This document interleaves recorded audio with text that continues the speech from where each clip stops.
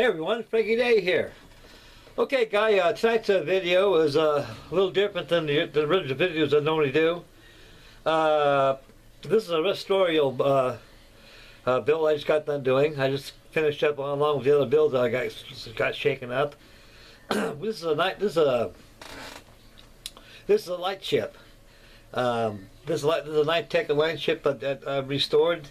It had an accident, fell down and busted. I restored it back to its natural condition like it was before it got broke. A little history about the kit, folks, and the vessel itself before I present the model. Okay, guys, this kind of sprung on me. It's kind of like a treat for you fellas. Just kind of something different.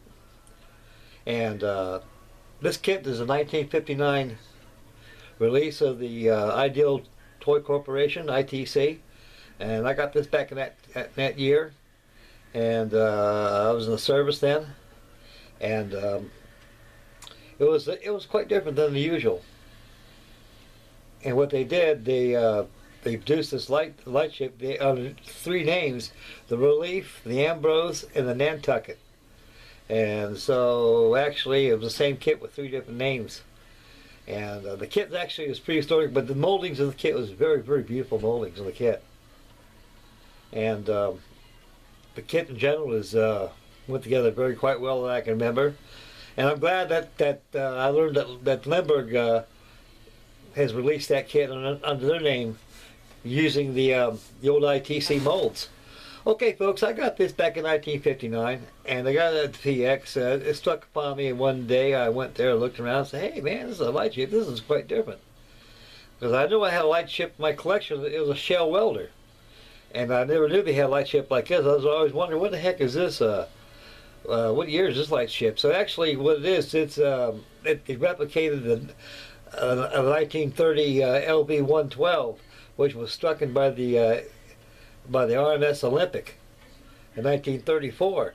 So actually, this ship was built by Bath shipyards, and it was launched in 1930 as a powered light ship.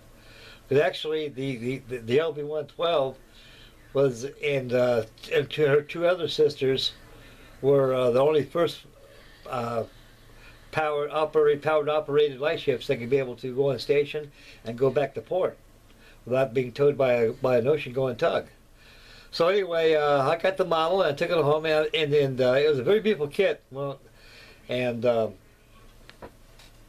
I opened the box, it came with the hull. Was actually, those kits are very beautiful kits back in the days, folks. I mean, those kits are worth a lot their weight in gold.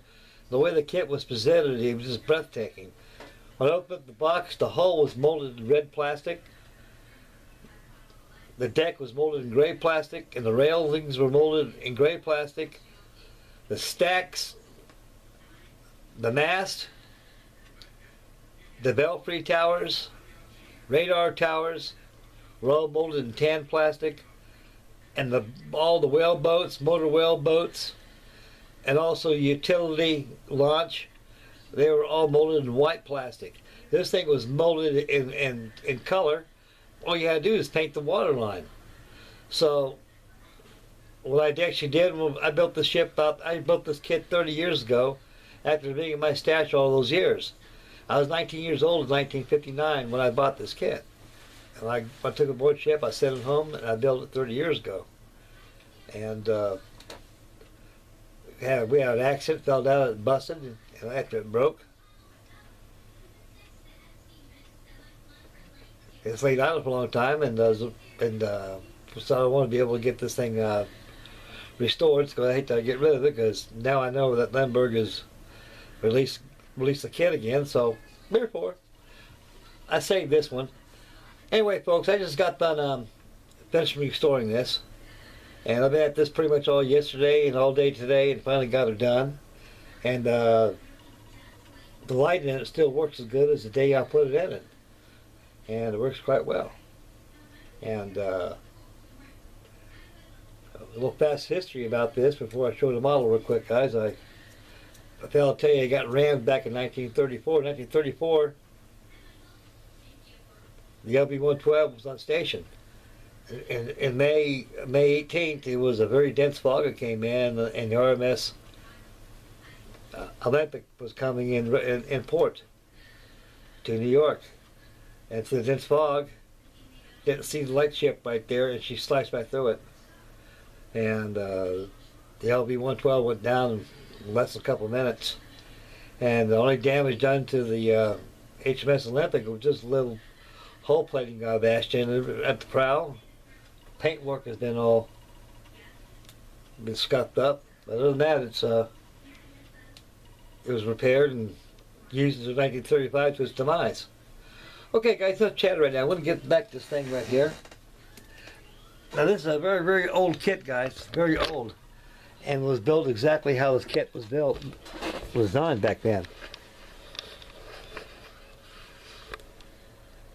There's the LV112.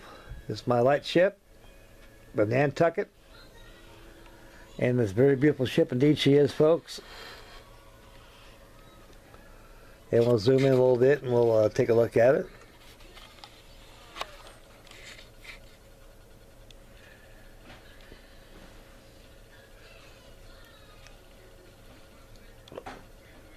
I had to restore this whole thing, folks. When it fell off our shelf, it busted. And this is how it looked before it got broken. One would never tell, or never know, this thing was busted.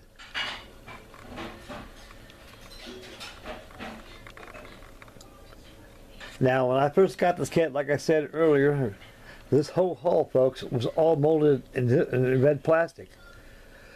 The superstructures, the machinery house superstructure, and the cruise quarters superstructure, were all, and also the launches and all the boats were molded in white color.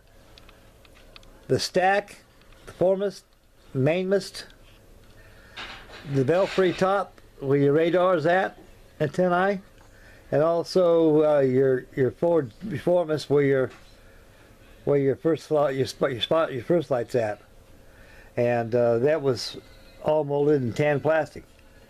This thing, only paint that you need to do is paint the funnel silver, and paint inside the intakes red, and paint the waterline black. And I seen the eBay right there. They have a new release of this by Lindbergh. I guess it's been around for a long time. I've seen a couple of them, and I'm glad that they obtained the molds from this, folks. You know, like I said earlier, I wouldn't mind having a couple in my stash. And one for RC purposes, the other one just to know that I got one, and something ever happened, I still have it. And these are very, very, very beautiful kits, guys. You're looking at late 1950 tooling, and they really reproduced this kit right down to the T. And we can zoom on a little more, I think. There you go, folks. Get this thing in focus a little bit. This thing lights up, folks. You can see the power source coming out. If I had technology and know-how, and back then there wasn't no such thing as know-how and technology, I would have ran a couple LEDs up there, folks. That really would spice up this model. Incidentally, folks, it can be done because I remember the assembly of these masts. These masts come in two pieces, folks. They come in they come in halves. So you can actually fish a wire all the way up that mast, going up on top of that sponson on top of that mast where the cross tree's at, and you can put an LED in there in place of that light right there. And I'll tell you one thing, that's some good food for thought there, folks. You ever get one of these, because that's what I'd be doing right now if I had this model. But back then, I never realized it. I only dreamt about it, but never realized it. And so the only thing that lights up is all the portholes, folks. Those portholes are where Nantucket's at. Also the bridge, superstructure, engineering house, the skylights, everything. Anything that has a hole lights up. And it looks pretty good. Makes a good light. Very good. The foremast is done the same way as mainmast. Got an open bridge and a closed bridge, folks. So you got two ships' wheels in there. You got your mushroom anchors, you got two of them. The Nantucket lightship had two mushroom anchors. When she came over to her mooring buoy right off Nantucket Shoals, where she did her work, where she done her duty for 7 days before going back to port, that mushroom anchor right there, that hawse lip right there where the mushroom anchor's at, if I get, it's not a blur here, folks.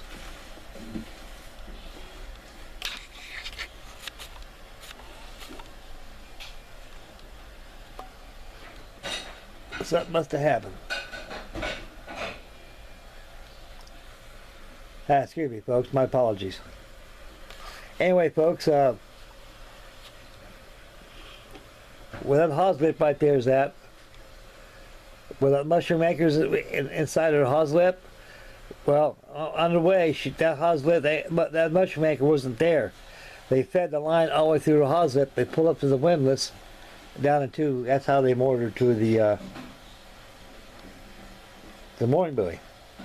None of that, folks. She just more or less zero station. You couldn't get underway when you're up to a mooring buoy when you got a 47,000 ton ocean liner coming towards you. So this is the 1930 version of the Nantucket lightship.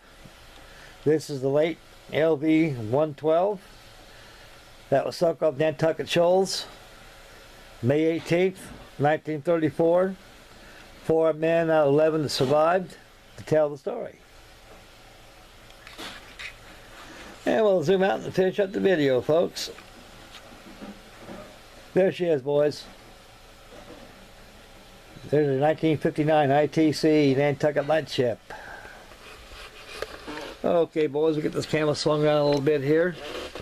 We'll finish up the video and give you current events for this week. Okay, guys, that's that for the LV112. This will be a busy week for my mom. I'm not going to get my Marcus 52 done. So as soon as I get that done, I'm hopping back on the Arizona. And I'm going to stay in that until it's finished. When I get that done, it's going to be sailing ship time. I got my HMS Bounty. After HMS Bounty is finished, I'm going to go ahead and work on my Flying Cloud. When the Flying Cloud's done, I'm going to jump on over on my model shipways multiple clipper too, and more builds will follow as they go along. So I got about 7 sailing ships, guys, that need to be finished up on. So I got all winter to be able to do so. Okay, guys, I want to be able to get off here right now, and you got to excuse me for that little that blooper we had a while ago on the ship. I guess the camera was kind of got out of focus or something, or I done something, but please excuse me of that. Oh, incidentally, folks, this is a new camera I got right here, guys. I broke down, got a new camera, and it's miles better than the one I had. Just getting to learn how to operate is another thing. So, we'll give the world this camera for a while, see how it goes. Okay, folks, it's time to get out here right now. I'd like to thank everybody for tuning in. May God bless, and make Mama happy, and we'll catch you all next video. We'll see you guys, this video coming up next week. Bye, boys.